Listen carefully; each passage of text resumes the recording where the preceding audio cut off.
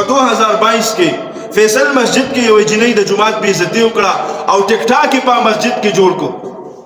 بله یو په شاهي مسجد په محراب کې بربنډه ولاړه وه.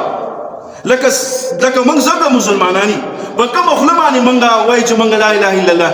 لکه اخر د مسجد څه ګناه ده، د مسجد د محراب څه ګناه ده، د مسجد د منبر څه ګناه ده، د مسجد د جانماز څه ګناه ده. نبی علیہ الصلوۃ والسلام فرمایي اخره کې به د قیامت علامه یو دای چې مسجد به ډیر ښایسته شي خو صرف نوم به پاتې شي، عمل به پکې ختم شي. قرآن به صرف الفاظ پاتې شي او عمل به پسې شي، هغه به ختم شي. اوس هغه وخت راغلی چې خوادي خوشي ماشومان وایي زما د قرآن وایي خلو دا د دې لپاره راغلی. زمونږ چا خوادي خوښه او موږ څه کې په دروغ هم پکې خورو. قرآن موږ ته څه ښکاري. هغه الله جل شانه چې کله د موسی علیه السلام فرعون را پاسې او توهین کوي، الله یې په اوبو کې غرق کوي. هغه الله چې د لوط علیه السلام قوم را پاسي او د الله د خبرو توهین کوي، الله په د کانو باران وري. هغه الله چې د هود علیه السلام قوم هغه دومره لوړې لوړې تنې وي چې الله په خپل صفت کوي چې داسې طاقتور ما څوک نو پیدا کړي. خو چې کله زما د حکم نافرمانی وکړله نو یو بل ته مې راووهل، اوچت مې کړل او د ځمکې ته مې راواچول، مخ د ځمکې مې پناه کړه او مخ د ځمکې نه مې هغوی لاندې کړل. په غرونو کې به کورونه جوړول، کاڼي به یې تراشل، دومره مضبوط وو. هغه ځای کې الله جل شانه بیا درانه درانه کاڼي پې رایوځای کړل، چخني کړل، ختم یې کړل.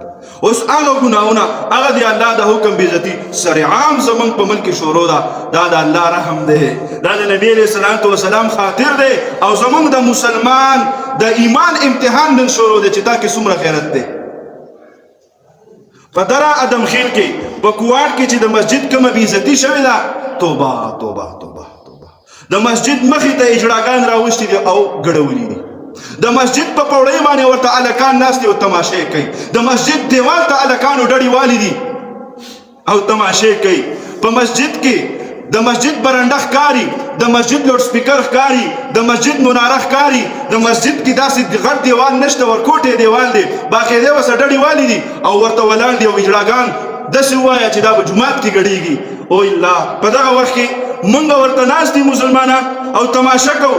یو کم غیرت نو چې لکه دا خو د الله کور دی، که زه پکې مونځ نه کوم زما خپله ګناه ده، که زه جومات ته نه راځم زما خپله ګناه ده. خو مسجد خو دا خو بیت الله دی، د دې د محراب څه ګناه ده، د دې د جانماز څه ګناه ده، د دې د دیوال څه ګناه ده، د دې د محراب څه ګناه ده، د دې د برنډې څه ګناه ده، د دې د لوډ سپیکر څه ګناه ده. دا خو هغه ځای دی چې په دې کې د الله اکبر چغه والی کېږي. دا خو هغه ځای دی چې په دې کې حي علی الصلاة وایي. دا خو هغه ځای دی چې دې کې حي علی الفلاح وایي. دا خو هغه ځای دی چې په دې کې د مونځ وکړو یو مونځ به دې په 25 باندې بدلېږي. دا خو هغه ځای دی الله فرمایي ورکعوا مع الراکعین. دا خو هغه ځای دی ومن اظلم ممن منع مساجد ان یذکر فیها اسمه وسعى فی خرابها. دا خو هغه ځای دی. ته د دې کور بې عزتي کوې، ته په دې کور کې ډمان کړې، ته چې د الله د کور بې عزتي کوې، ستا به ټوپک دروالي، ستا به ګاډی دروالي، ستا به لایسنس دروالي، ستا به شانتي کارت دروالي، ستا به ټولې ځمکې دروالي، خو د الله کور دروال نشي کېدلی. د الله کور به اوریجنلي، د الله د کور عزت به اوریجنلي، د الله جل جلاله د شاعرو عزت به اوریجنلي هغه دروال نشي کېدلی. که ستا دا خیالي چې راشه هر څه دروال جوړوم، مسجد دروال نشي کېدی.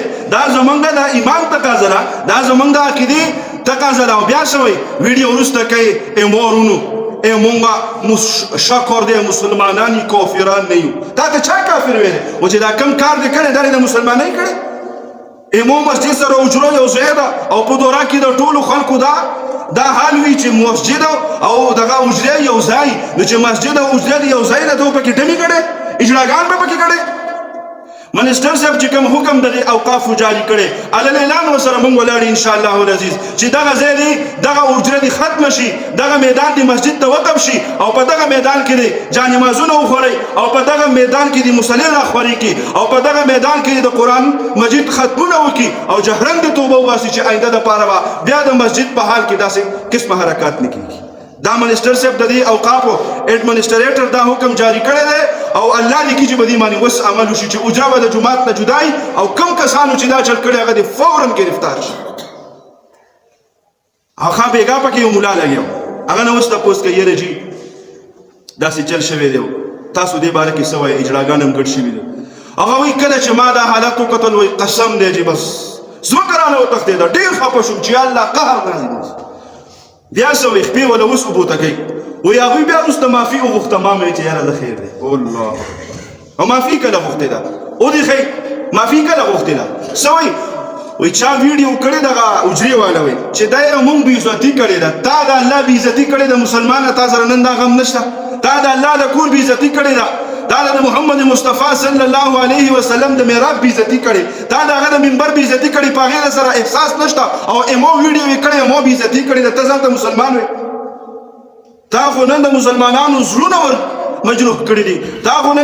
تا خو نن اسلام چیلنج کړی دی، تا خو نن د الله کور چیلنج کړی دی. تا د داسې وایي معافي غوښتې. مولانا صاحب مفتي صاحب معافي کوم ځای کې غوښتې ده؟ ودې وایي که نه معافي نه ده غوښتې، صرف یې دا ویلي چې زما بېعزتي کړې ده، په شرمونو دې الله وشرموه څنګه چې د الله د کور تا شرمولی دی. ستا اجره ده. بیا وایي دا مولانا صاحب دا مفتي صاحب چې د اجرې حکم جدا دی او د جومات جدا دی، نو چې دا ورسره د اجرې برنډه ده او دا ورسره د مسجد برنډه ده، حکم یې ووایه څه حکم یې دی؟ بیان که حکم. ولې خپې اوبو ته کې بھئی دې سړي ګناه کړې، ګناه کبیره کړې ده. دا مسجد دا لار دا د مسجد په حکم کې راځي، دا په یو ځای کې دي دواړه، په دیوالونه یو بل سره ټچ دي. ودې ګوري دا خلک. بیا چې کوم خلک ته مشکور دي هغه د مسجد د برنډې ته چې کومې پوړۍ ختلي په هغې ورته ولاړ دي. نو ته څنګه وې؟ ته نوره بېعزتي څه وې؟ دا بېعزتي نه ده. او د ګوره د هر یو څیز د توبې خپله طریقه ده. د دې د لاولې خو توبه ایستې نه ده. او چې توبه وباسي هغه به توبه داسې چې څنګه د دې اوقافو نه ورته حکم شوی چې جومات په دې بیل کې، مدرسه په دې بیله کې، او د درې والا چې ستاسو مسجد او دا جومات یو ځای دی. زمونږ په دې علاقو کې یو ځای جومات هم شته او ورسره یې اجره ده. په اجره کې دننه صحیح مسجد د مسجد د خپل دیوالونه تاوي او چا په اجرو کې ډمان نه دي غډولي چې په کوم ځای کې دغی مسجدي. ستا په دره کې دومره یو میدان نه و چې تا ورته دا مرداري هلته بوتلې وه او هغه اجراګانې څه وایي؟ شکر دی مونږ مسلمانان یو. تاسو ته چا کافر ویلی دی؟ وایي مونږ مسلمانان یو. دا خلکو رازوم کړي د خپل فالور زیات خپل ویو زیاتوي. په قبر کې به د فالورز هم زیات شي، ویوز به دې زیات شي، پته ورته ولیکي په قبر کې. زه مسلمان یم. تاسو چې دغه ډمان ویلي ستاسو په بدن باندې د مسلمانۍ څه شی دی؟ اوښې ښایې، لباس هم د ډمانو دی، ګډېږئ ډمان یې، د الله د کور هم بېعزتي کړې ده او هلکان یې د ځان هم نرخزي جوړ کړي دي. او موږ مسلمانان په کارو دغه ډمانو نه چې دوی ویلې وې چې موږ نه غلطي شوې ده، موږ ظلم کړی، موږ به د خپل یو خو ګوره ګډېدل خو اصل ګناه ده، دمتوب خو اصل ګناه ده، الله جل شانه خو اصل تا خفه کړو، خو بیا د الله په کور کې د الله نافرماني کې، د الله د کور مخې ته نافرماني کې، او بیا وایي چې دا خلکو رازوم کړي دي او هغه ځای جدا دی او دا جدا دی.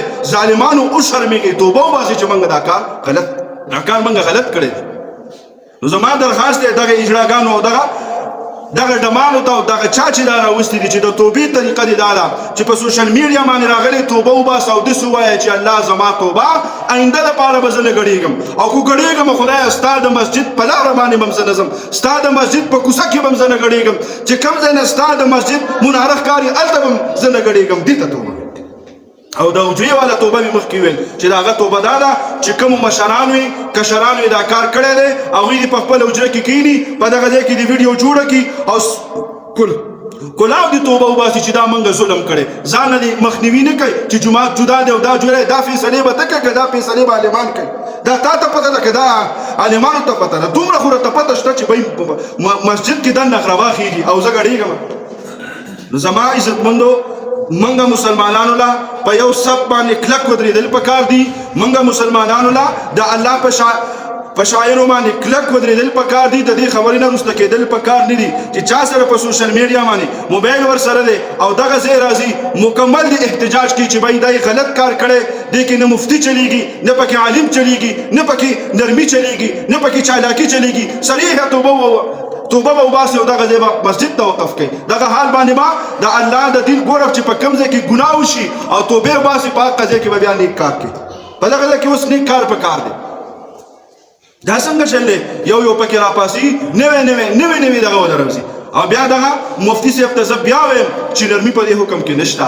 دې په دین اسلام کې د دې څیزونو په د قران شریف په تلاوت چې سړی په موږ ولاړی منه پی راغلی خرید او پیروخ باندې منه راغلی دا غانی به جانب د مسجد په خوا کې څوک نه لګي چې چاته سم ملاو نشي تکلیف ملاو نشي د مسجد به عزت کیږي قدر به کیږي د احترام په سترګه ورته ګوري دا غي ته د عزت کیږي او بیا مسلمان بیا د پښتو کلچر او بیا هغه د دریواله چې د غیرت نه ډک خلک زمونږ د جلسو خلک په غیرت باندې یاد دي